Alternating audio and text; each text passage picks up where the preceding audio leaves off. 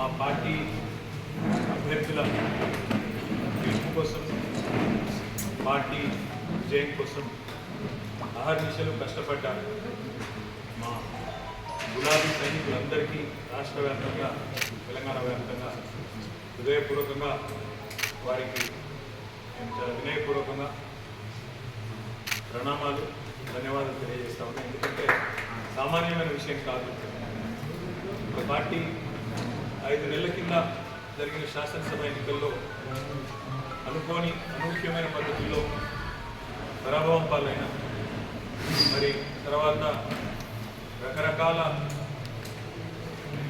కుట్రలు కుతంత్రాలు, పార్టీలోంచి నాయకులను తీసుకుపోవడాలు ఇవన్నీ జరిగినా, కొంతమంది స్వార్థపరులు పార్టీని విడిచిపెట్టిపోయినా, పట్టుదలతో మొక్కవోని ధైర్యంతో ఇవాళ రాష్ట్ర వ్యాప్తంగా గ్రామాన ప్రతి పట్టణంలో కూడా, ప్రతి గల్లీలో కూడా అద్భుతంగా పనిచేసిన మా అన్నదమ్ములకు, మా అక్క చెల్లెలకు, బీఆర్ఎస్ పార్టీ కుటుంబ సభ్యులందరినీ హృదయపూర్వకంగా ధన్యవాదాలు. హృదయపూర్వకంగా మళ్ళొకసారి వారికి నమస్కారం. ఒకవైపు క్షేత్రస్థాయిలో మా నాయకులు, కార్యకర్తలు బలంగా పనిచేయడం, మరొక వైపు సోషల్ మీడియాలో కూడా అంతే స్థాయిలో ఎప్పటికప్పుడు ప్రత్యర్థుల దుష్ప్రచారాలను, ప్రత్యర్థులు చేసే విమర్శలను తిప్పికొడుతూ సోషల్ మీడియాలో కూడా అద్భుతంగా పనిచేసిన మా సోషల్ మీడియా వారియర్స్ అందరికీ కూడా హృదయపూర్వకంగా ధన్యవాదాలు. ఎందుకంటే ఇప్పుడు ప్రసార మాధ్యమాల్లో, ముఖ్యంగా ఈ సామాజిక మాధ్యమాల్లో ఎక్కడికక్కడ మా పిల్లలు ఒకవైపు ప్రభుత్వం కేసులు పెట్టే ప్రయత్నం చేసినా, రేవంత్ రెడ్డి పోలీసులు భయపెట్టే ప్రయత్నం చేసినా, ఎక్కడికక్కడ చాలా చురుగ్గా పార్టీ యొక్క ఆలోచన, బీఆర్ఎస్ పార్టీ గెలవాల్సిన ఆవశ్యకతను వివరించి చెప్పినందుకు సోషల్ మీడియాలో కూడా పనిచేసిన మా నాయకులు, కార్యకర్తలు, సైనికులు అందరికీ పేరు పేరు నమస్కారం.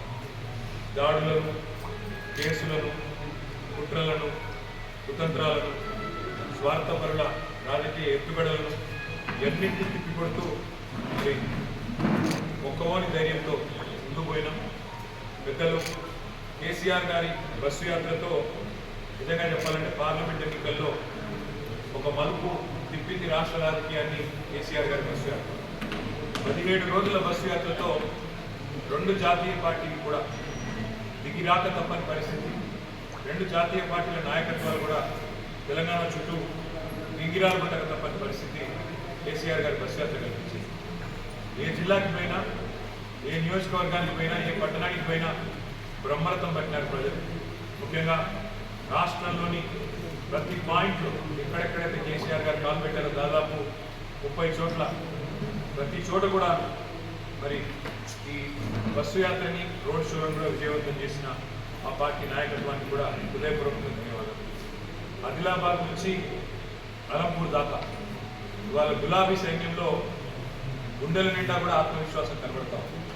తప్పకుండా 2 జాతీయ పార్టీలకు కూడా ముచ్చెమటలు పట్టించినాం.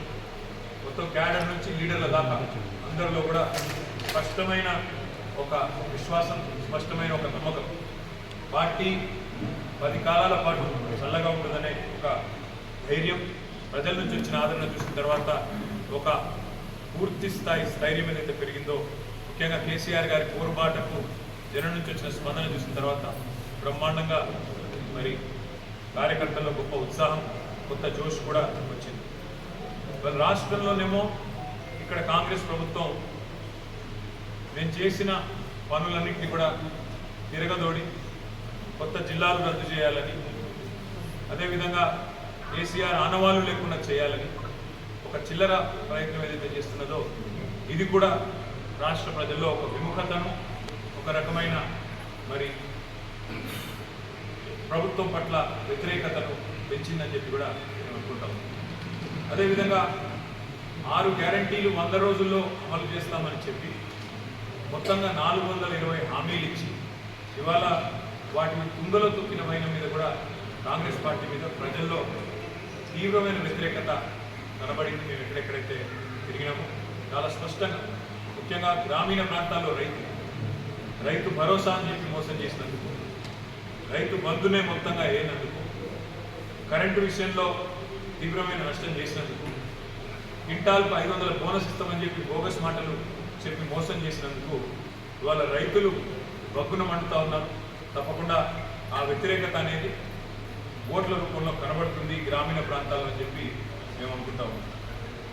రుణమాఫీ కూడా ముఖ్యమంత్రి గారు స్వయంగా తారీఖులు చెప్పి మళ్ళీ మాట మార్చిన విధానం, తేదీలు మార్చిన విధానం, దేవుళ్ళ మీద ఎన్ని ఓట్లు వేసినా ఒక నమ్మలేని పరిస్థితిని కాంగ్రెస్ పార్టీ పట్ల తీసుకొచ్చిన మాట కూడా వాస్తవం.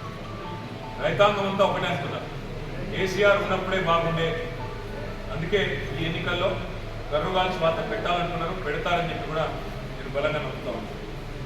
రాష్ట్రంలోని మా ఆడబిడ్డల్లో కూడా కాంగ్రెస్ పార్టీ పట్ల తీవ్రమైన వ్యతిరేకత కనబడింది.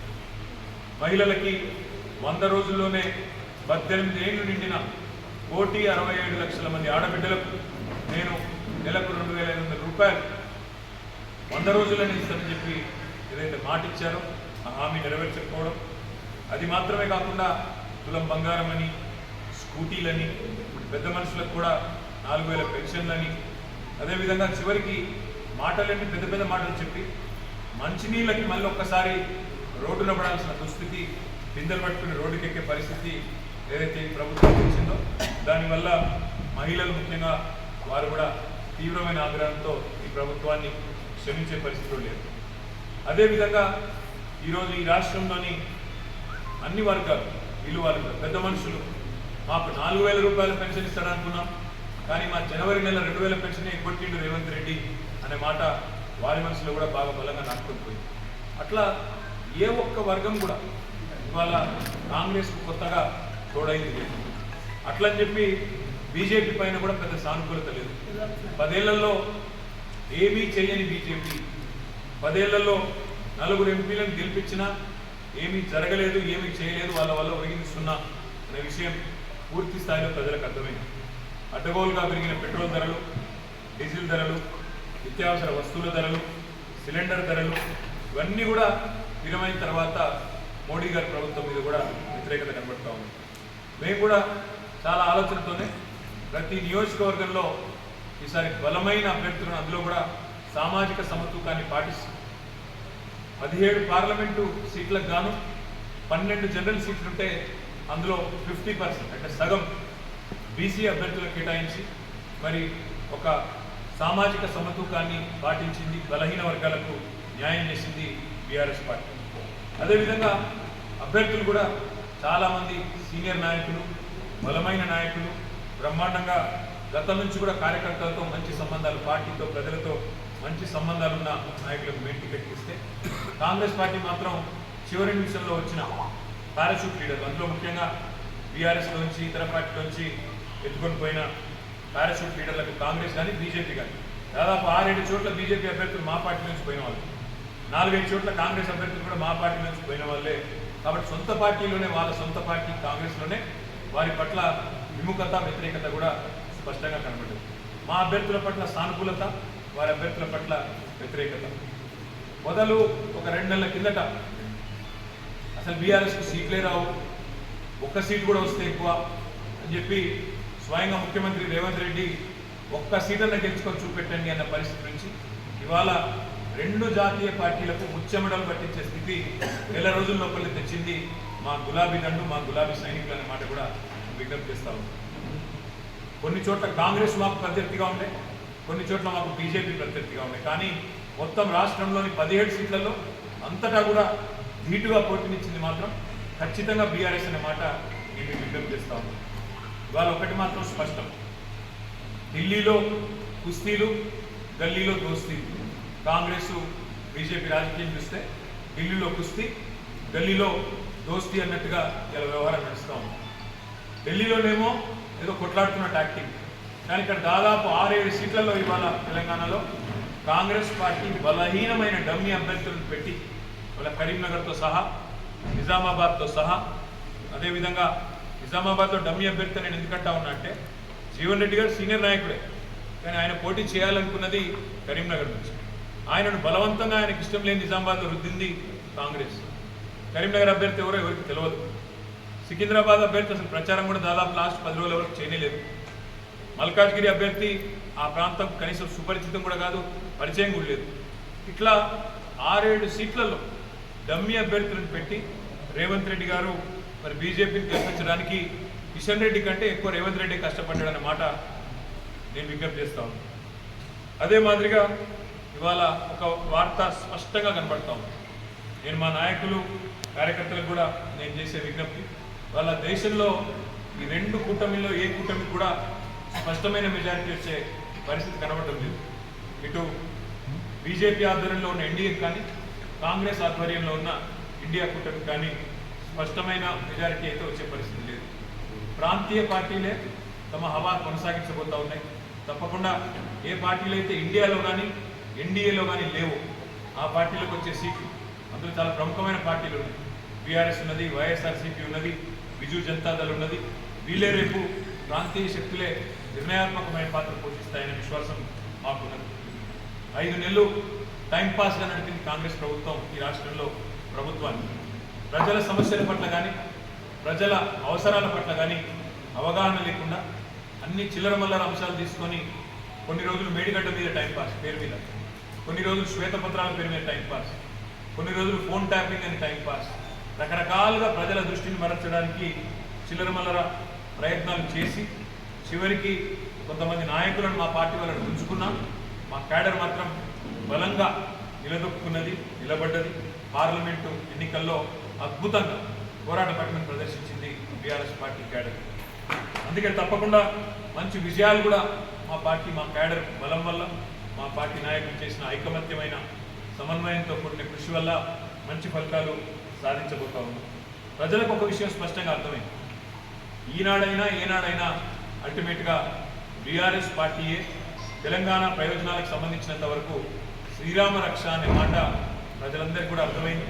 2 జాతీయ పార్టీలు కూడా కేవలం సన్నాయి నొక్కులు నొక్కడానికి, విమర్శలు చేయడానికి, కేసీఆర్ గారిని దూషించడానికి, కేవలం తెలంగాణకి ఏమీ చేయకపోయినా అడ్డగోలు మాటలు మాట్లాడడానికి, అడ్డగోలు విమర్శలు చేయడానికి మాత్రమే పరిమితం.